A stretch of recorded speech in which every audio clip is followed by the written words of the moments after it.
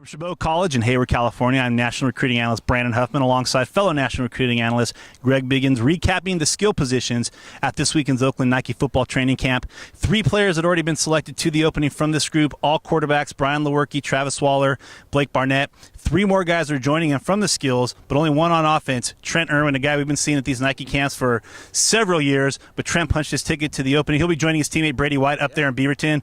What did you see from Trent today? Nice weekend for Hart High School with Brady on Friday and Trent today, and he came up just for that sole purpose. He wanted to make the opening so bad. You know, he had a really good SoCal Nike camp. Want to come up this weekend and give it one more chance. Trent is what he is. You know, we've seen him since 8th grade playing for B2G. You know, he's taller now. He's almost 6'2". He's faster now. He's running 4.6s. Always had the hands, always had the route running, all the stereotypes you would say in a wide receiver. But Trent is special. I think he's extremely good. Like I say, he runs better than people give him credit for. He can get down the field if you want him to. He's tough. He can go over the middle and take a hit, hold on the ball. Really strong day, and I think he definitely earned the invite. Very happy for the guy. The secondary is probably the strongest of the skill positions. Marvell Tell, our top safety out west, earned an invitation. Isaiah Langley, a top 10, top 12 corner nationally, also earned an invitation to the opening.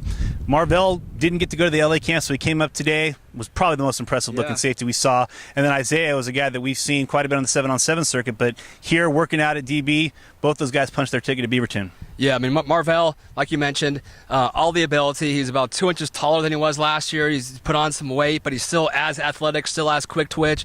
He tested really well. Actually, he tweaked his hamstring doing the 40, but you still love to see those top guys actually go and test. So many guys want to try to hide from the testing, but he came out, he tested, he ran really well, but he tweaked his hammy a little bit, still did the drills. Coaches all loved him, which is rare. A lot of the coaches had no idea who he was. They kept saying, hey, number, whatever, it was 240 or whatever his number was. They couldn't talk enough about Marvell. He kind of shut it down a little bit earlier than the one-on-ones because of the hamstring, but he did enough to get open. And again, elite prospect. And like we said about other guys, he can play for any school in the country.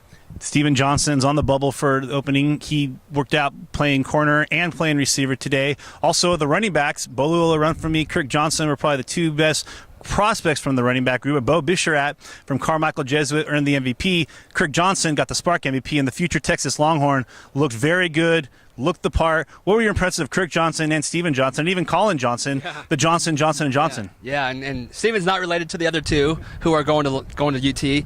I think Steven actually hurt himself a little bit by trying to go both ways, receiver and corner. If you want to try to make one of those elite events, just pick one spot so those coaches can focus on you. But electric speed. I think he ran 4.41. He was disappointed with that. He went 4.3 at an earlier event, but he's got long arms. Offered, I think, at 4 different positions. You mentioned Fresno State as a quarterback. He's got corner, safety, receiver. Probably even play running back with his frame. Great natural talent. I think he's definitely has a chance to be an elite corner, but he's got that speed, that quick twitch. So as a slot receiver also. But today, I think he looked good at corner. He'll probably go to the Oregon Nike camp and do some stuff there. And Isaiah Langley, I don't think I got to mention him. He looked really good. I mean, he's got just that hyper athletic body. He looks like a small forward out there. He's real long and lean, athletic, long arms.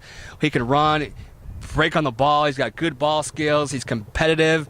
He wants to be good. Coaches loved him. He loved his competitiveness, and he did everything right today. And again, that was a guy with his film.